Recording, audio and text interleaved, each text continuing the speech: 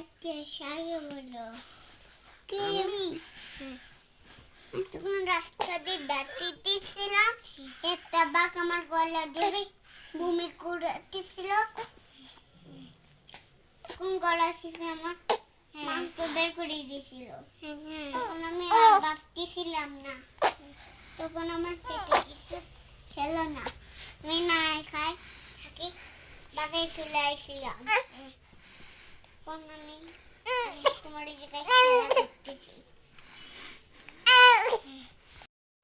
আমার বাড়ি ওই রস্তমপুরি। তোমার বাড়ি কই? রস্তমপুরি। তোমার আম্মু বাসা কোথায়? আম্মু বাসা আমার আম্মুর বাসা আমাকে বলো না, কে বলো বল না। আন্টি বলো তুমি তো বলছো না।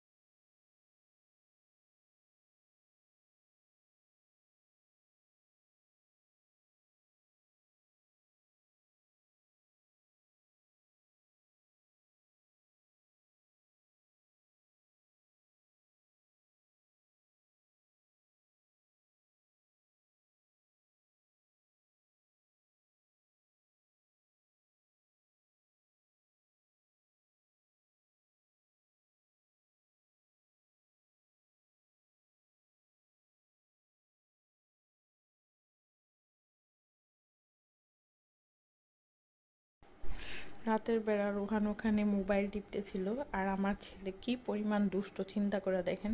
জায়েশের ওরা ভূতের ভয় দেখাইতেছে যে তুমি এখানে বসে আছো, তোমাকে ভূত ধরবে, তোমার মা কোথায়, মা ছাড়া বসে আছো, এগুলো এগুলো বলতেছে।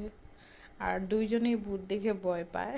রুহানকে এগুলা বলতেছে। এখন রুহান ভূতের ভয়ে ও হচ্ছে ওর মার কাছে চলে যাচ্ছে।